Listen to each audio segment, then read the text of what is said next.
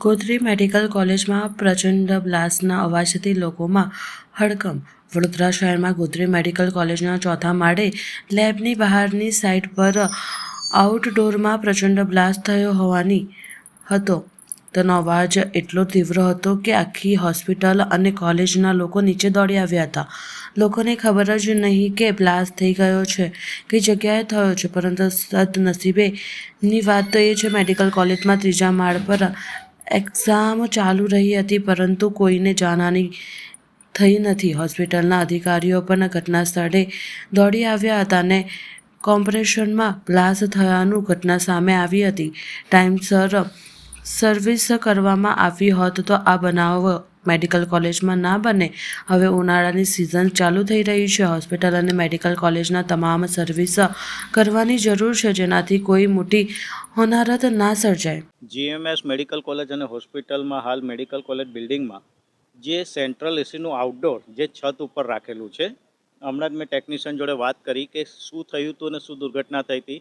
તો એમના કહેવા પ્રમાણે મશીનની અંદર કંઈક ગેસ લીક થયો હતો અને એ એટલા પ્રેશરથી લીક થયો હતો કે બ્લાસ્ટ જેવી અસર જણાઈ હતી. હાલ મશીન આપણે જોઈ રહ્યા છે કે ખાસ બીજી કોઈ આગ લાગી હોય કે એવો કોઈ બનાવ નથી થયો, પરંતુ કોઈ કારણોસર ગેસ લીક થયો છે ને અવાજ બહુ મોટો હતો, જેથી હાલ સેન્ટ્રલ આઉટડોર યુનિટ આપણે બંધ કરેલા છે. ટૂંક સમયમાં સાંજ સુધી રિપેર કરવાની એમને બાહેધરી આપી છે. કોઈ ટેકનિકલ, કોઈ ઇલેક્ટ્રિકલ કોઈ ફોલ્ટ એવો મેજર નથી જણાતો. ગેસ લીક થયો છે એ વાત ખરી છે.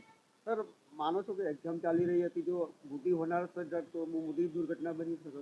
એટલે જ આપણે આવી કોઈ દુર્ઘટના ના ઘટે એટલે આવા જે પણ મશીનો છે એને આપણે ખુલ્લા સ્પેસમાં, તમે જોઈ રહ્યા છો કે આપણે ખુલ્લા સ્પેસ પર જ રાખેલા છે મશીનો.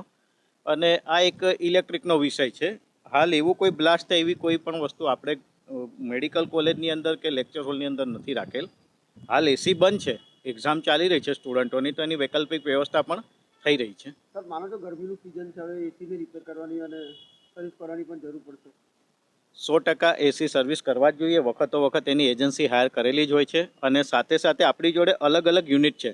ધારો કે આ એક્ઝામ હમણાં સ્ટાર્ટ ના થયું તો આપણી જોડે 1000ની કેપેસિટીવાળું લેક્ચર હોલ છે, જ્યાં અલગ એસીની વ્યવસ્થા છે. એવા આપણી જોડે 3 લેક્ચર હોલ છે. એટલે એક્ઝામને કોઈ આનાથી તકલીફ નહીં પડે કે વિદ્યાર્થીઓને કોઈ તકલીફ નહીં પડે.